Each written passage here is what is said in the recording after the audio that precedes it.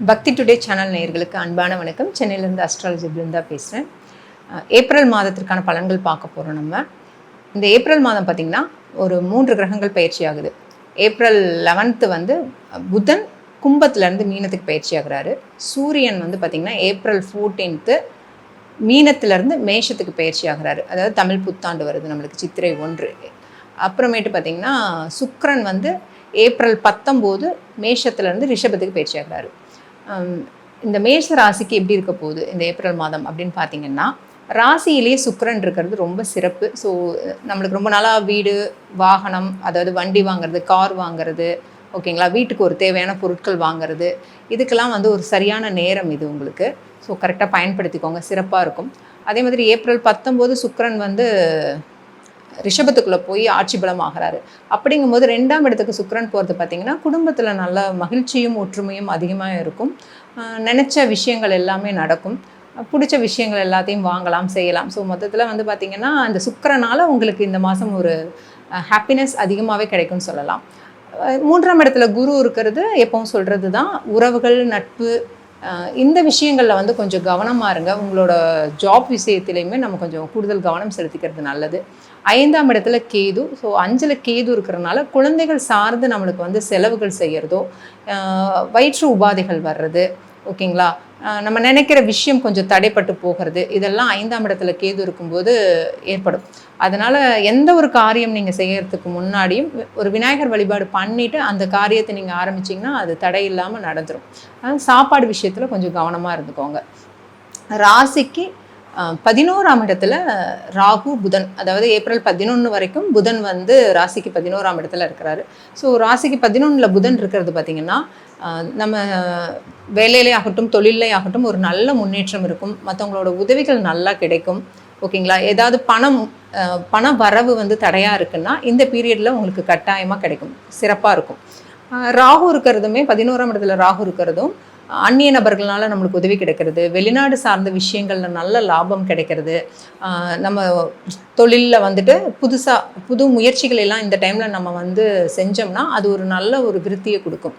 எடுக்கிற காரியங்கள் எல்லாமே வெற்றியை கொடுக்கும். ஸோ 11ல் ராகு இருக்கிறதுங்கிறது பார்த்திங்கன்னா இப்போ வெளிநாடு யோகம், வெளிநாட்டு பயணங்கள், ஒரு ட்ராவல் மூலமாக நம்மளுக்கு லாபம் கிடைக்கிறது, இதெல்லாமே ரொம்ப சிறப்பாக நடக்கும். இந்த 11ஆம் இடத்துல புதன் ராகு இருக்கிறது. ஏப்ரல் 11க்கு மேலே பார்த்திங்கன்னா புதன் நீச்சமாகிறாரு மீனத்தில் போயிட்டு. ஸோ மீனத்தில் போய் புதன் நீச்சமாகிறாரு. அதே இடத்துல வந்து பார்த்திங்கன்னா ஏப்ரல் 13 வரைக்கும் சூரியன் 12ல் இருக்கிறாரு. ராசிக்கு 12ஆம் இடத்துல இருக்கார் சூரியன், ஓகேங்களா.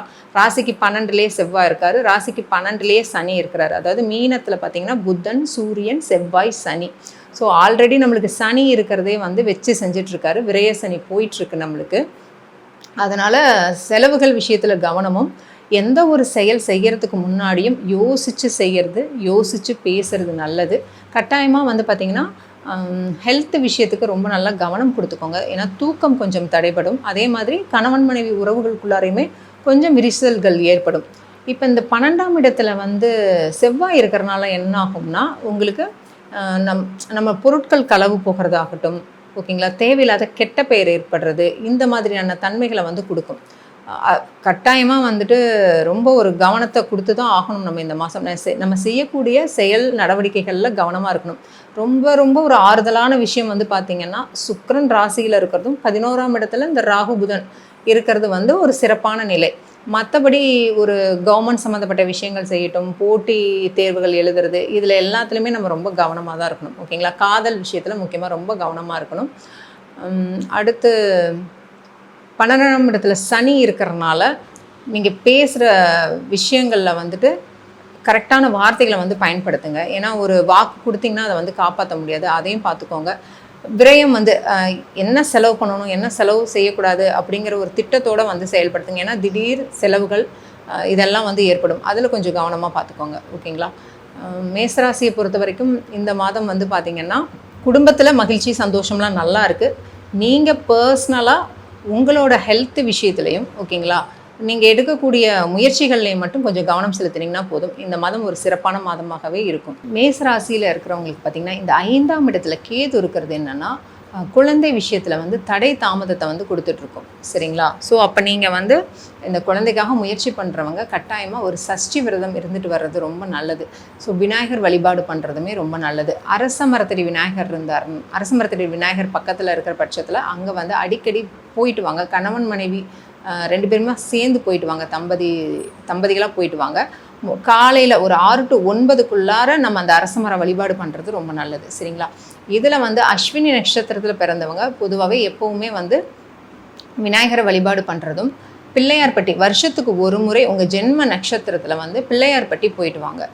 அங்கே போயிட்டு வர்றது வந்து ரொம்ப சிறப்பான ஒரு விஷயம். அதே மாதிரி எட்டி மரம் ஸ்தல விருட்சமாக இருக்கிற கோவிலுக்கு அடிக்கடி நீங்கள் போயிட்டு வாங்க. உணவில் நிறைய நெல்லிக்காய் வந்து உணவில் ரெகுலராகவே நெல்லிக்காய் எடுத்துக்கோங்க. ரொம்ப மனசு ஸ்ட்ரெஸ்ஸாக இருக்கிற டைமில் நான் ஆல்ரெடி உங்களுக்கு சொன்னது தான். ஸோ நல்ல புல்வெளியில் வந்துட்டு வெறும் செப்பல் போடாமல் வெறும் புல்வெளியில் வெறும் காலில் உங்கள் பாதம் நல்ல பூமியில் போய் டச் ஆகணும். சரிங்களா? அந்த மாதிரி ஒரு அழுத்தம் கொடுத்து நீங்கள் நடந்துட்டு வர்றது நல்லது. பொதுவாகவே வந்து பார்த்திங்கன்னா இந்த அஸ்வினியில் வந்து பிறந்தவங்க எப்படி இருப்பாங்கன்னா, எந்த ஒரு விஷயத்துலையுமே தலைமை ஏற்று நடத்தணுங்கிற ஆசை வந்து அதிகமாக இருக்கும். அதே மாதிரி ரொம்ப வேகமாக ஒரு முடிவெடுப்பாங்க. இவங்களுக்கு பிடிச்ச விஷயங்கும் போதுமே சீக்கிரமாக போய் அட்டாச் ஆகிறது. அதே டைமில் தூக்கி போடுறதும் பார்த்திங்கன்னா ரொம்ப வேகமாக தூக்கி போடுற தன்மையும் அந்த ஒரு பொறுமை நிதானம் இல்லாமல் முடிவெடுக்கக்கூடிய தன்மைகளை வந்து கொடுத்துரும். அதனால் எப்போவுமே வந்துட்டு ஒரு விநாயகர் வழிபாடு பண்ணிவிட்டு நீங்கள் எந்த விஷயம் செய்யும் போதுமே சிறப்பாக இருக்கும். மேஷ ராசியில் பரணி நட்சத்திரத்தில் பிறந்தவங்க நீங்கள் எப்போவுமே வந்துட்டு துர்க்கை வழிபாடு பண்ணுறது ரொம்ப நல்லதுங்க. பொதுவாக வந்து எல்லாருமே இந்த ராகு காலத்துக்கு வந்து எந்த விஷயம் செய்யாமல் நம்ம தள்ளி வைக்கிறோம் இல்லைங்களா? பட் இதுவே வந்து பரணி நட்சத்திரத்தில் பிறந்தவங்களுக்கு ராகு காலம் கூட பெரிய பாதிப்புகளை கொடுக்கறது இல்லை. சரிங்களா? அதனால் வந்துட்டு நீங்கள் எப்போவுமே வந்துட்டு துர்க்கை வழிபாடு பண்ணிட்டு வாங்க. கார்த்திகை நட்சத்திரத்தில் பிறந்தவங்க நீங்கள் வருஷத்துக்கு ஒரு முறையாவது பழனிக்கும் திருவண்ணாமலைக்கும் கண்டிப்பாக போயிட்டு வாங்க. முடிஞ்சால் உங்கள் ஜென்ம நட்சத்திர நாளில் போயிட்டு வாங்க. அதே மாதிரி எந்த இடத்துல யாகங்கள் நடந்தாலும் அந்த யாகங்களில் போய் கலந்துக்கோங்க. யாகத்துக்கு தேவையான யாக பொருட்கள் உங்கள் கையால் வாங்கி கொடுங்க, ரொம்ப நல்லது. இந்த கார்த்திகை நட்சத்திரத்தில் இருக்கிறவங்க ஜென்ரலாகவே ஆண் பெண் இருவருமே ரெகுலராக டே டு டே லைஃப்பில் நம்மளோட நட்சத்திரத்துக்கான விஷயங்களை வந்து ஆக்டிவேட் பண்ணும்போது நம்ம எடுக்கிற முயற்சிகள் வந்து ரொம்ப சிறப்பாக நடக்கும். சரிங்களா? அதனால் கார்த்திகை நட்சத்திரத்தில் பிறந்தவங்க எப்போவுமே கத்தி அதிகமாக பயன்படுத்துறது, அதாவது காய்கறி வெட்டுறதுக்கு. ஓகேங்களா? காய்கறி வெட்டுற கத்தி உங்களுக்கு ரொம்ப ஸ்ட்ரெஸ்ஸாக இருக்கா, டெய்லியும் கொஞ்சம் நேரம் வந்துட்டு அதுக்காக நீங்கள் வந்து டைம் ஸ்பெண்ட் பண்ணலாம். அந்த மாதிரி பண்ணும்போது ரொம்ப ஒரு சிறப்பான நிலையை கொடுக்கும். ரொம்ப ஸ்ட்ரெஸ் இருக்குது அப்படிங்கிற பட்சத்தில் இதை கொஞ்சம் ஃபாலோ பண்ணி அப்ளை பண்ணி பாருங்கள், நல்லாயிருக்கும். ஓகேங்களா? இதில் வந்து பரணி நட்சத்திரத்தில் பிறந்தவங்க நீங்கள் வந்து இந்த நெல்லி மரம் இருக்கிற கோவிலுக்கு போயிட்டு வர்றது, நெல்லி மரங்களை பராமரிக்கிறது, உணவில் நெல்லிக்காய் எடுத்துக்கிறது, அதே மாதிரி நீங்கள் உணவில் வந்து அத்திப்பழம் எடுத்துக்கிறது ரொம்ப நல்லது. ஜென்ரலாகவே ஒவ்வொருத்தருமே நம்ம என்ன பண்ணலான்னா, நம்ம நட்சத்திரத்துக்கு 2வது நட்சத்திரம் வரும் இல்லைங்களா? அந்த நாளில் நம்மளுக்கான விஷயங்கள் புது முயற்சிகள் தொடங்குறதாகட்டும், வழிபாடு பண்ணுறதாகட்டும், இதெல்லாமே சிறப்பாக இருக்கும். இப்போ சொல்ல போனால் மேசராசியில் வந்து அஸ்வினியில் பிறந்தவங்க பரணி நட்சத்திரத்தை நல்லா நீங்கள் பயன்படுத்திக்கோங்க. அதே மாதிரி பரணி நட்சத்திரத்தில் பிறந்தவங்க கார்த்திகை நட்சத்திரத்தை பயன்படுத்திக்கோங்க. இந்த மாதிரி பண்ணும்போதும் பார்த்திங்கன்னா நம்மளுக்கு பண வரவு ரொம்ப நல்லாயிருக்கும்.